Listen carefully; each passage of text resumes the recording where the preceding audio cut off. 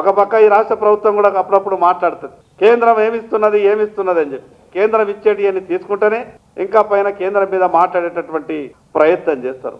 ఈరోజు వ్యవసాయం అనేది రాష్ట్రానికి సంబంధించినటువంటి సబ్జెక్ట్. ఈ రాష్ట్ర రైతులు ఇబ్బందులలో ఉన్నారు. ఈ రాష్ట్ర రైతుల ఇబ్బందులు దూరం చేయాల్సినటువంటి బాధ్యత ఈ రాష్ట్ర ప్రభుత్వం మీద ఉంది.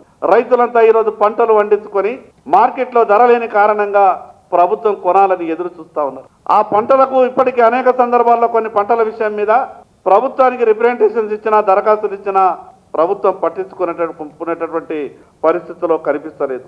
ఒక పక్క రైతుకు కాలం కలిసి రాక, ఈ ప్రభుత్వం చేస్తానన్నటువంటి రుణమాఫీ కాక, ప్రభుత్వం ఇచ్చేటటువంటి రాయితీలు రాక, ఈ రాష్ట్రంలో పంటల బీమా పథకం అమలు లేక రైతు తీవ్రమైనటువంటి ఇబ్బందులలో ఉన్నారు. ఈ ప్రభుత్వం వెంటనే ఈ రాష్ట్ర ప్రభుత్వం మొక్కజొన్న కానీ అదేవిధంగా శనగలు కానీ జొన్న పంట కానీ వెంటనే ప్రభుత్వం ఎన్ని లక్షల టన్నుల క్వింటాలైనా సరే ఈ ప్రభుత్వం వెంటనే కొనుగోలు చేయాలి. ఈ రాష్ట్ర రైతుల్ని ఆదుకోవాలి. అన్ని పంటలకు బోనస్ ఇస్తామని గొప్పగా మాట్లాడింది. ఈరోజు కేవలం ఒక వరికి మాత్రమే అక్కడక్కడ ఏదో తూతూ మంత్రంగా ఇచ్చిన విషయం చెప్తున్నారు తప్పితే మిగతా పంటలకు బోనస్ గురించి ఎక్కడా కూడా ఈ రాష్ట్ర ప్రభుత్వం మాట్లాడతలేదు. మరి అదేవిధంగా ఈ రాష్ట్రంలో ఉన్నటువంటి ఈ రకంగానే పరిస్థితులు ఉంటే రైతులు వ్యవసాయం చేయడానికి కూడా ముందుకు వచ్చేటటువంటి పరిస్థితి. చేస్తానన్నటువంటి రుణమాఫీ రైతులకు పూర్తి స్థాయిలో కాలేదు. 2 లక్షల రూపాయల రుణమాఫీ దాని గురించి అయితే రైతులు ఈరోజు విపరీతమైనటువంటి ఇబ్బందులలో ఉన్నారు. శాసనసభ సమావేశాల్లో కూడా మేము చెప్పినాం, ప్రభుత్వం చేసినటువంటి తప్పులు సరిదిద్దుకోవాలని చెప్పి 2 లక్షల పైన అప్పున్నటువంటి రైతులకు పైన ఉన్నది రైతులు కట్టుకోవాలా, 2 లక్షలు మాత్రం సర్కారు ఇస్తుందని చెప్పి. కానీ ఏ ఒక్క రైతుకు 2 లక్షల రూపాయలు బాకీ ఉన్నటువంటి ఏ ఒక్క రైతుకు నయా పైసా కూడా ఈ రాష్ట్ర ప్రభుత్వం ఇవ్వలేదు. రైతులకు ఇచ్చినటువంటి మాట ప్రకారం 2 లక్షల పైన ఉన్నటువంటి డబ్బంతా కూడా కట్టుకోమని చెప్పారు మీరు. రైతులు ఈ ప్రభుత్వం మాట నమ్మి పైన ఉన్నటువంటి డబ్బంతా అప్పో సప్పో చేసుకుని కట్టిండ్రు. కానీ ప్రభుత్వం ఇచ్చేటటువంటి 2 లక్షల రూపాయలు ఒక్క రూపాయి కూడా ఇప్పటి వరకు రాలేదు. ఇంకా విచిత్రమైనటువంటి పరిస్థితి, వరదలు వచ్చినాయి ఆగస్టులో. ఇది ఏప్రిల్ నెలలో ఉన్నాం.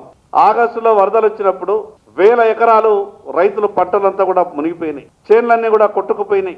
వరదల వల్ల పంటలన్నీ నష్టమై రైతులంతా కూడా బాధతో మంత్రుల పర్యటన సందర్భంగా రైతులు ఏడుస్తూ మంత్రుల కాళ్ళు పట్టుకున్నారు.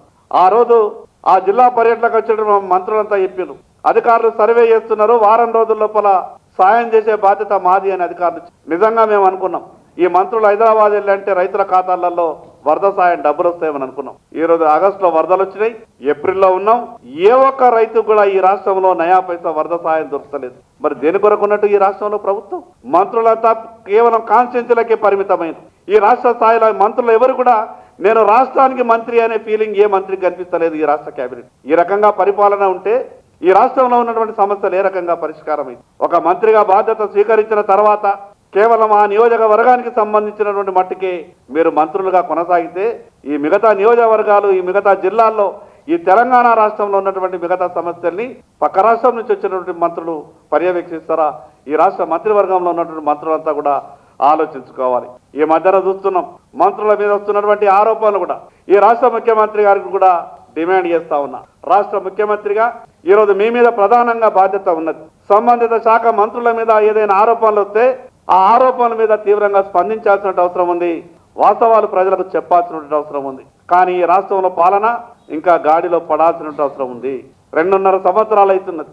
ఇంకా గతం గురించే మాట్లాడుకుంటూ పోతే భవిష్యత్తు గురించి మీరు ఎప్పుడు చర్చిస్తారు? భవిష్యత్తుకు భరోసా ఏ రకంగా తెలంగాణ ప్రజలకి ప్రభుత్వం ఇస్తుందో ఈ రాష్ట్ర ప్రజలకు ప్రభుత్వం సమాధానం చెప్పాలా?